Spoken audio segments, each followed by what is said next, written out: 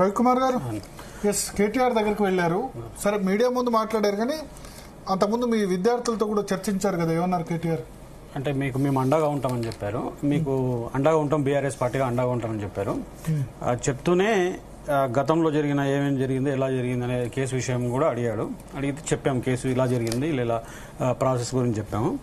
అయితే గతం నుంచి కూడా మనం చూస్తే ఒకసారి ముందుగా ప్యానెల్లో ఉన్న మిత్రులకు అట్లానే మా గురువులకు అందరూ కూడా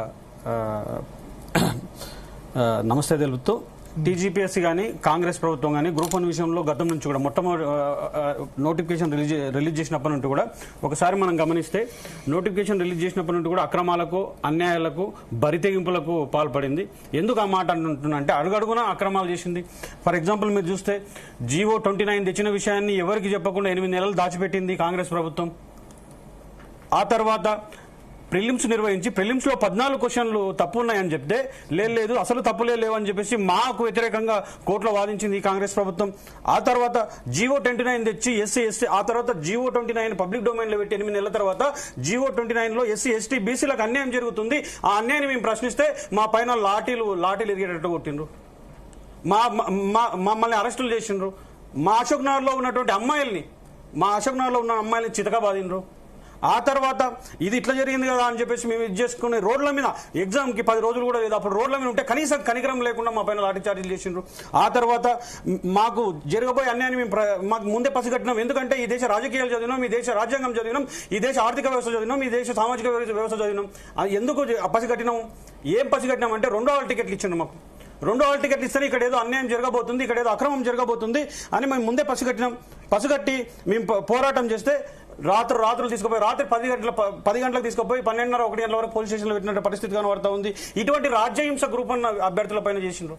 ఆ తర్వాత ఈ రోజు ఇవన్నిటి భరించిన తర్వాత కూడా ఇంకొక విషయం చెప్పాల్సింది ఏంటంటే 21 అక్టోబర్ రోజు ఎగ్జామ్స్ కంప్లీట్ అయితే 1 నవంబర్ నుంచి మీరు వాల్యుయేషన్ చేసిండ్రు. వాల్యుయేషన్ 32,650 మంది పేపర్లు, ఒక్కొక్కరు 7 పేపర్లు వేసుకున్నా కూడా 2,28,550 పేపర్లు కరెక్షన్ 90 రోజుల్లో చేస్తారా? ఎంతమంది ప్రొఫెసర్లు ఉన్నారు తెలంగాణలో? 90 రోజుల్లో 2,28,550 పేపర్లు చేస్తారా మీరు? అంటే ఇక్కడ మాకు అనుమానం స్టార్ట్ అయింది. అయ్యా మాకు అనుమానం స్టార్ట్ అయిందని ప్రభుత్వానికి విన్నవించినాం. మొదట ప్రభుత్వానికి విన్నవించాలి కాబట్టి ప్రభుత్వానికి విన్నవించినాం, కానీ ప్రభుత్వం పట్టించుకోలేదు మమ్మల్ని. ప్రభుత్వం ఎక్కడ పట్టించుకోకపోగా మా పైన ఆ రాజ్యహింసలకు కానీ మా పైన లాఠీ చార్జీలకు దిగింది. ఆ తర్వాత మళ్ళొకసారి మనం చూస్తే ఆ తర్వాత ఇది ఇట్లా కాదు, మెయిన్స్ అయిపోయింది, ఇంకా మాకు ఎక్కడ దారి లేనటువంటి పరిస్థితిలో కోర్టును ఆశ్రయిస్తే కోర్టులో మా పైన మన తెలంగాణ యాస పైన, తెలంగాణ భాష పైన, తెలంగాణ సంస్కృతి పైన వ్యంగ్యంగా మాట్లాడిన ఈ టీజీపీఎస్ లాయర్లు వ్యంగ్యంగా వాడతారు. అంటే ఇప్పుడు నేను కొంతమంది కుహాన మేధావులకు అడుగుతున్నా, మీకు యాస కనిపించట్లేదా? తెలంగాణ శ్వాస అయినా మన యాస తప్పు అని ఆంధ్ర, కృష్ణ, గుంటూరు భాషనే తెలుగు భాష అన్నప్పుడు మీకు కనిపించలేదా మేధావులారా?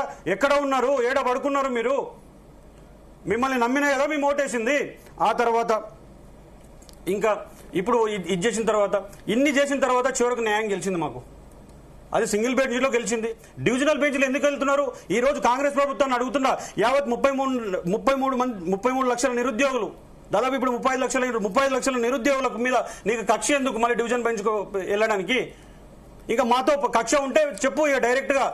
మేము అడుగుతున్నాం సీఎంని కానీ మిగతా వాళ్ళని అందరిని అడుగుతున్నాం, కాంగ్రెస్ ప్రభుత్వాన్ని అడుగుతున్నాం, కాంగ్రెస్ లీడర్లను అడుగుతున్నాం, కాంగ్రెస్ లో ఉన్న ప్రతి ఒక్కరిని అడుగుతున్నాం, మేధావులు అనుకునే ప్రతి ఒక్కరిని అడుగుతున్నాం. ఇక మాతో పోటే, ఇక యుద్ధమే.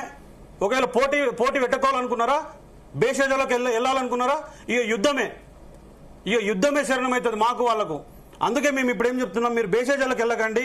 మీరు బేషజాలకు వెళ్తే నష్టపోయేది ఇన్ని రోజులు నష్టపోయినాం. ఇప్పుడు చూడండి, దాదాపు ఎగ్జామ్ ప్రిలిమ్స్ నుంచి ఇప్పటి వరకు కూడా ఎన్ని సంవత్సరాల నుంచి నష్టపోయినాం మేము. వీళ్ళు ఎగ్జామ్ కండక్ట్ చేసినప్పటి నుండి కూడా ఎన్ని రోజులు నష్టపోయిన. ఈ సమయాన్ని ఎవరు తెచ్చిస్తారు మాకు? ఎవరు తెచ్చిస్తారు? దీనికి సమాధానం ఎవరు చెప్తారు? కనీసం మీరు ఇప్పుడు చెప్తున్నారన్నా ఒక కాంగ్రెస్ లీడర్ కూడా రాలేదంటే నిరుద్యోగుల పైన వీళ్ళకి ఎటువంటి ప్రేమ ఉందని అర్థమవుతుంది. ఆ తర్వాత ఇక్కడ చూడండి, క్లియర్గా 220 పేజీలో ఇక్కడ చూడండి కన్క్లూజన్ ఇచ్చి ఒక మాట చెప్పింది. Commission while conducting the group 1 mains examination had not maintain the transparency, integrity, acted in biased manner and deviated their own rules. అంటే ఏమన్నట్టు ఇక్కడ చూడండి, అంటే దీని మీనింగ్ ఏంటి అసలు చాలా దారుణంగా అనిపిస్తుంది. ఎగ్జామ్ పెట్టడంలో ట్రాన్స్పరెన్సీ కోల్పోయిందంట టీజీపీఎస్సీ. ఇది నేను చెప్పిన మాట కాదు, కోర్టు చెప్పిన మాట.